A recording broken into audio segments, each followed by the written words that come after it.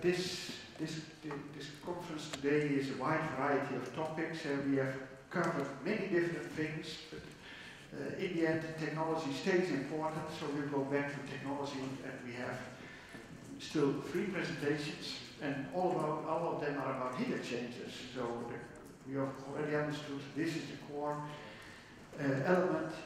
The first person I would like to give the floor is Mr. Takayuki Watanabe. He is part of the engineering group at Xenesys in Japan, and the core activity of Xenesys is development of heat exchangers for OTEC. And they have already been demonstrated, and what he'll present today is development of plate-type heat exchangers for OTEC. Please, you can also use that mic, whatever you want. Thank you for the chairman, and also thank you for giving me such a chance to present today. And at first, I would like to apologize the change of the speaker. Originally, I thought Dr. Sakurazawa is scheduled to give this presentation, but he couldn't come to here because due to urgent business. So on behalf of him, I'm attending this symposium, and I will present this presentation. So I would like to start my presentation. Today I would like to talk about development on plate-type heat exchanger for OTEC. Our company started to design and develop OTEC plant itself, but our company could not find a suitable heat exchanger for OTEC at that time. So our company started to produce our original heat exchanger for OTEC.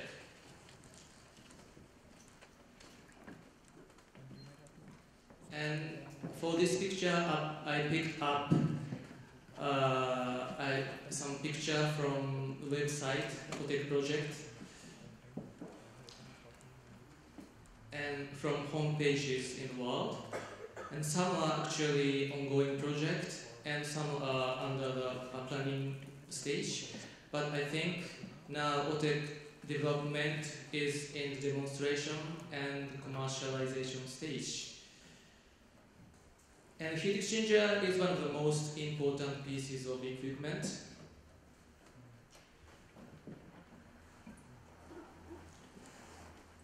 Because a slight difference in the performance of heat exchanger can have a significant effect on the efficiency and economics. Using these slides, I would like to show you the effect on this kind of things. If you look at the left-hand side, there's a conditions for cold seawater in the condenser. Delta T means temperature difference between inlet and outlet of seawater, cold seawater, and pinch T means pinch temperature, which is temperature difference between the ammonia condensation temperature and outlet cold seawater temperature. So if you decrease this pinch temperature, this is the parameter for heat exchanger design.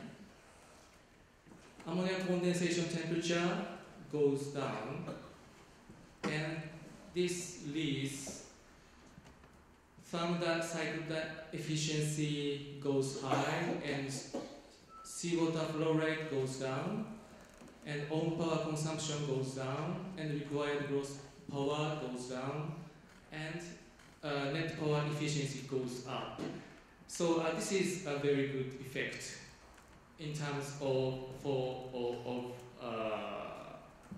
process cycle design. But in terms of heat exchanger design, if pinch temperature is decreased, MTD, this one, MTD mean temperature difference goes down, and this leads to the increase of heat transfer area for condenser. So this is bad things because cost will be high, get high. So if you look at the ammonia condensation temperature decrease, this leads to heat transfer coefficient for ammonia side goes down, and also overall heat transfer coefficient goes down. So it leads to the increase of heat transfer area as well. This is also bad things. And if you look at the seawater flow rate decrease, this can have effect on the seawater flow speed down. This leads to also overall heat transfer coefficient down, and this also leads to the increase of heat transfer area. This is also bad things for the cost. But not always bad things. For example, this net power efficiency increase leads to the decrease of heat duty of heat exchanger, and this can have effect on the decrease of heat transfer area. So what I wanted to say here, one change of condition change is, for example, this pinch temperature decrease. Not all process cycle. For process cycle, this is good things, but for heat exchanger, not always good things. So I skip a little bit details one. So finally, this pinch temperature decrease have effect on CWP cost, which mean cold water pipe cost decrease. This is good things, but equipment cost and barge cost and heat exchanger cost sometimes goes up, sometimes go down. So there's a trade-off effect there. So, but for my experience, if pinch temperature is decreased, equipment costs tend to get higher. So what I wanted to say here, to determine the conditions, design conditions, we need to convene at the same area and gather information from the not only heat exchanger but also process design and floating structure design. And if we have enough information for that, we can do quantitative approach for that, and optimized design we can carry out, we think.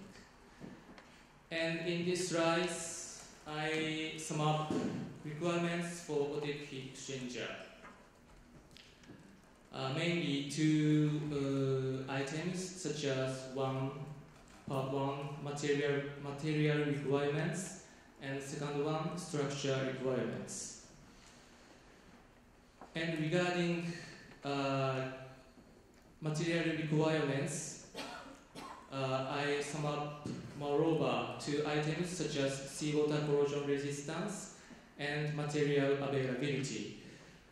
Regarding seawater corrosion resistance, because seawater will constantly flow through the heat exchanger, so material should be viable in prolonged seawater exposure.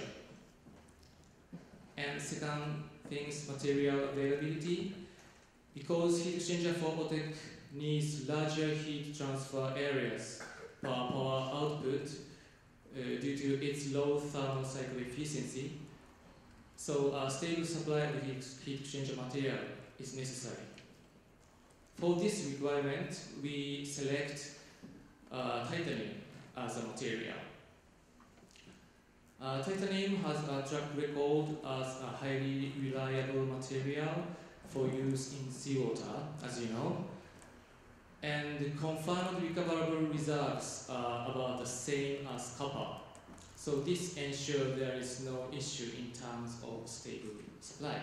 But I'm talking about I'm meaning that there's a potential quantity for titanium, but there is. But if commercial stage of megawatt scale OTEC be in the reality,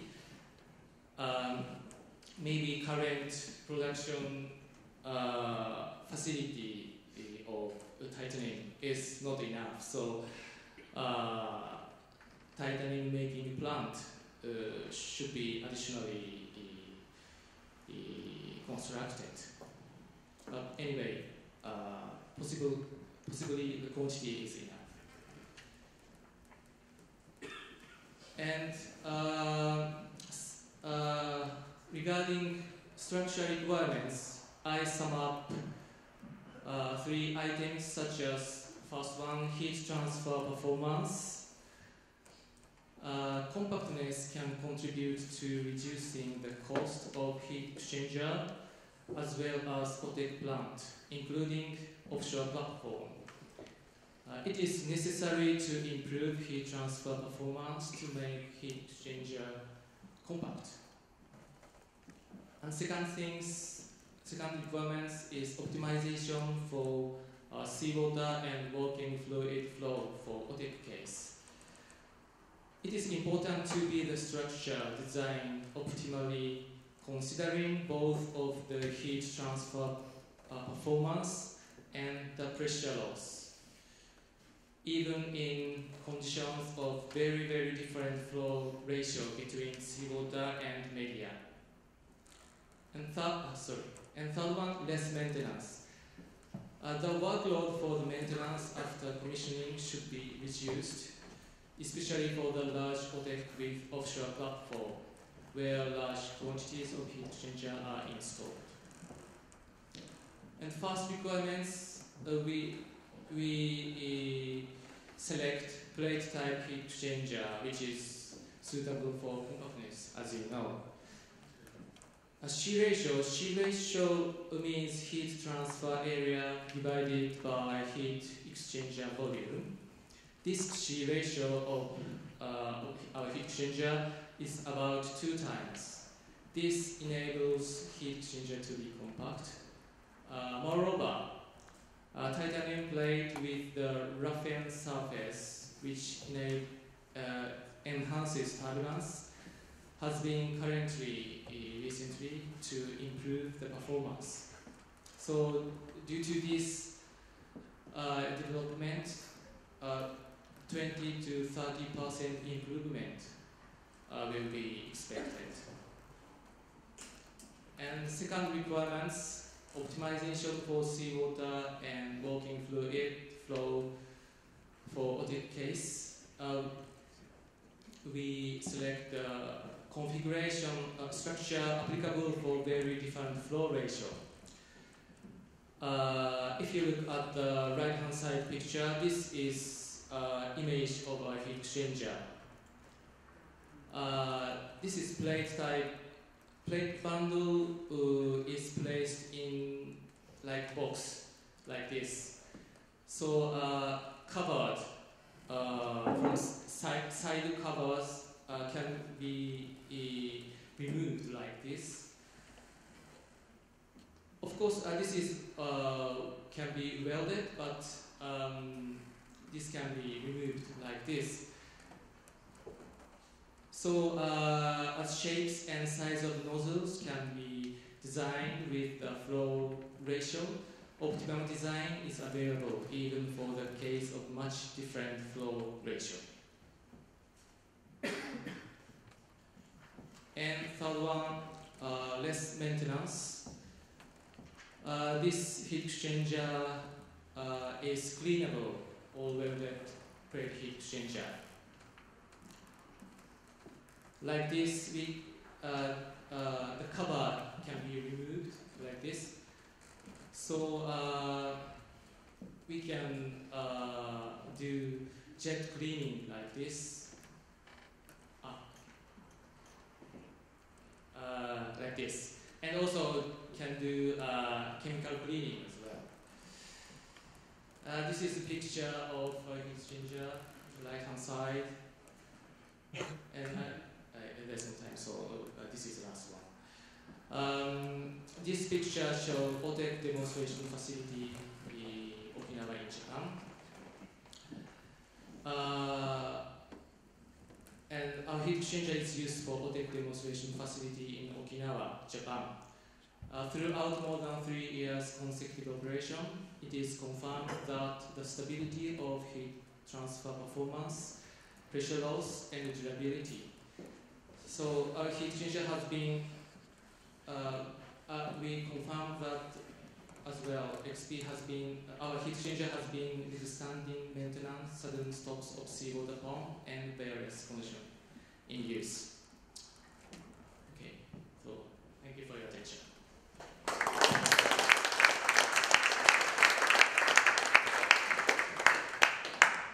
So please hold your microphones. Thank you for this interesting presentation on this new development. Sorry for not giving you more time, but I'd like to give some time for questions. So, yes. Are there any questions, please? Could you characterize the pressure drop across plate heat exchangers, versus shell and tube for a large OTEC plant? Yes, it depends on the conditions. And for example, this Kumishima case, pressure loss, you mean pressure loss for CO2 side, right? Right. Okay.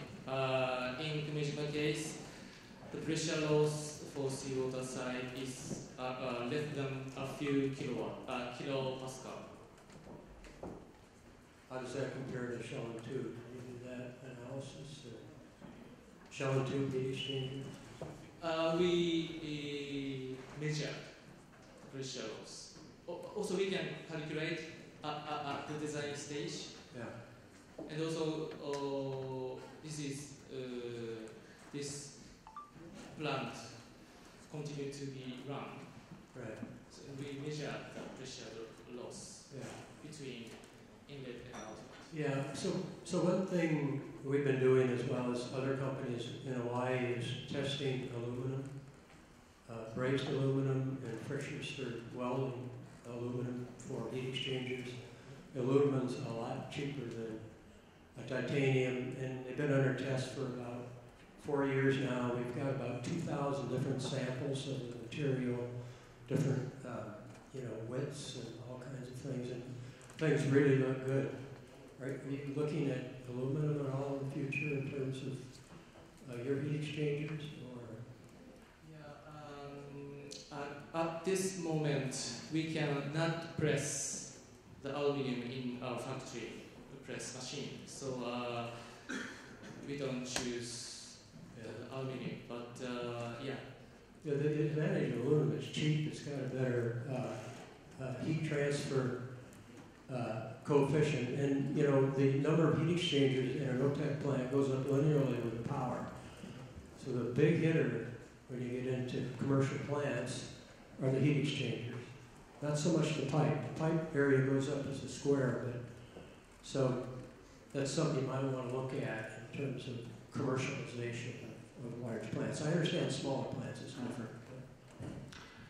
Okay. It seems tonight we'll have dinner, and it seems an excellent topic to discuss over dinner. I would like to have one more question. Nice talk. So these heat exchangers that you have are cross-flow heat exchangers. So how do Yes, you like define the this pinch one. temperature? Yes. How do you define the pinch temperature? So because part of the flow will have a different pinch than the rest of the flow. In this case, pinch temperature means for condenser, ammonia condensation temperature minus outlet of seawater temperature. Okay, so that would be some average value. That one pinch. Yeah, yeah, that would make sense. Okay, thank you. May I have a Yeah, question? short question. Did you consider, except aluminium, did you consider using polymers for your heat exchangers? Polymer materials? Whether you consider polymers, plastics. Whether you consider plastics for the heat exchanger. Polymers instead of titanium. Instead of titanium, we can choose. Yeah, you always have brass, something like that. Brass. Stainless. Stainless. Yeah. But no polymers. Yes. Okay, I suggest tonight at the table there will be a separate table where after you have decided whether you will have meat or fish or vegetarian, you will also discuss titanium, aluminium or polymers. Okay, moving on. Thank you very much for your presentation and answering questions.